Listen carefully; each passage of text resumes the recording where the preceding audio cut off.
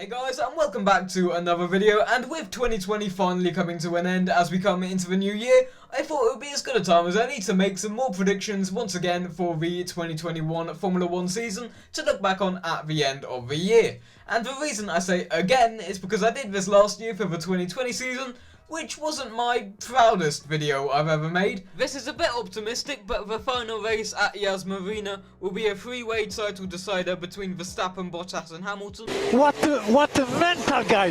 What was that? So this time I'm going to try and be at least somewhat realistic as to what might happen, but of course I will throw in some more out there predictions just to spice it up a bit. So why don't we start straight away with prediction number 1. Lewis Hamilton will once again win the 2021 World Drivers' Championship, but this time it will be his last time as World Champion. Now I know you're all on the edge of your seats as to just how exciting this prediction is, but I mean, let's be honest, there's no reason to suggest Mercedes to slow down in 2021, nor Hamilton to slow down at the peak of his physical fitness, and of course with the endless amount of experience to compensate and of the momentum he's built up. I mean, I don't know, I just can't see him slowing down anytime soon. Based on how far back Red Bull, Racing Point, McLaren and of course Ferrari were in 2020, I just find it hard to believe they'll be able to develop their cars substantially enough just over the winter break. And of course this is magnified by over financial problems for the 10 F1 teams in regards to COVID, that is, so I assume they'll be more conservative with their money in 2021,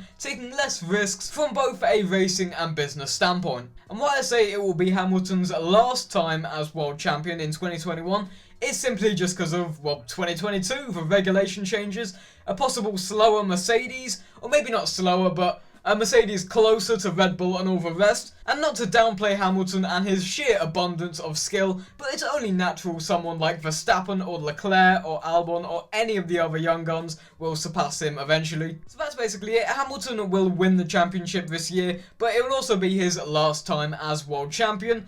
But one thing I do want to bring up real quick is that Hamilton still hasn't signed for Mercedes as of making this video, so this prediction could potentially age pretty badly if things don't go to plan for him.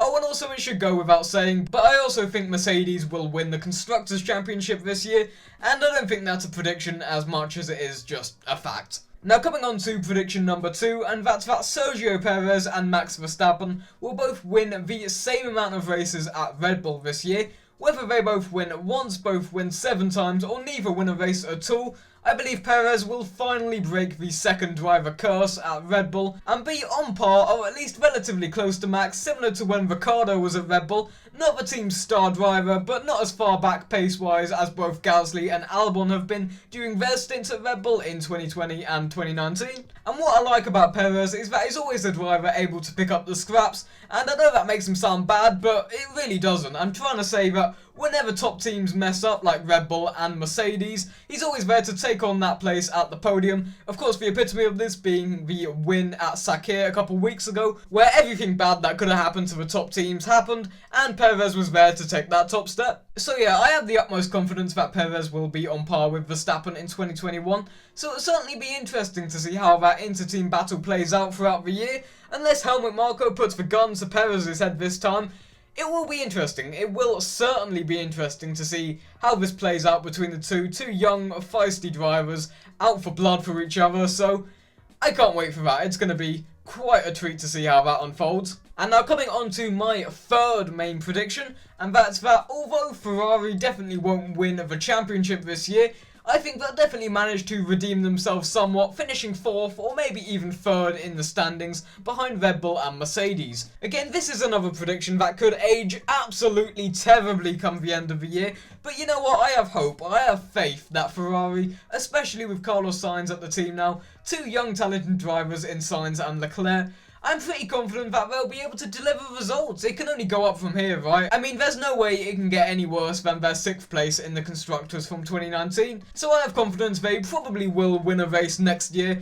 I need to stop saying next year, it's this year, isn't it now? But to summarise, Ferrari will probably finish, let's go with 4th in the championship, but most importantly, will win a race. And now coming on to prediction number 4, and it's that Sebastian Vettel will be on the podium at least once this year for Aston Martin. I think now that Vettel is at Aston Martin, so much of that Ferrari pressure has been lifted off his shoulders, and I'm sure it's quite liberating for him to finally move to another team that he may be more confident in and allow us to see the Vettel of old return. And if Aston Martin turns out to be as quick, if not quicker, as Racing Point this year, I think they could be a solid contender for third in the Constructors. Going back to how I said Perez would always pick up the scraps, I have a feeling that will be Vettel this year. If you have a crazy race like Italy last year, as we do a couple times a year, and some of the front runners are wiped out, I'm sure Vettel will be the one to capitalise on others' misfortune and get himself a podium or maybe even a win, who knows. But I have the utmost faith in Vettel that he'll be able to perform this year. Maybe it's just wishful thinking because I am a massive fan of Sebastian Vettel, but we shall wait and see. And now last but not least, on to prediction number 5, and that is that I think Alonso will not succeed at Alpine or Alpine, however you pronounce it, next year, and will be consistently beaten by Esteban Ocon. I know this is another really controversial take that could get me killed by Spanish F1 fans, but I just can't see Alonso returning after 2 years, performing a miracle, and somehow being on top in the inter-team rivalry. I know Alonso is incredibly skilled. He's a double world champion for a reason, but I think as one of the older folk, it will take him some time to adjust and get into the same rhythm he once had. Personally, I can't see the stint for Alonso returning to F1 lasting particularly long. I think he'll drive at most to the end of 2022 before finally calling it a day. So there we go, that's it for my predictions for the 2021 Formula 1 World Championship. I also have some extra kind of quickfire predictions on screen now, just for the hell of it, seeing if any come true later on down the line. But I think that's it. If you enjoyed this video, be sure to subscribe, comment, share, and I'll be back in the next video. See ya!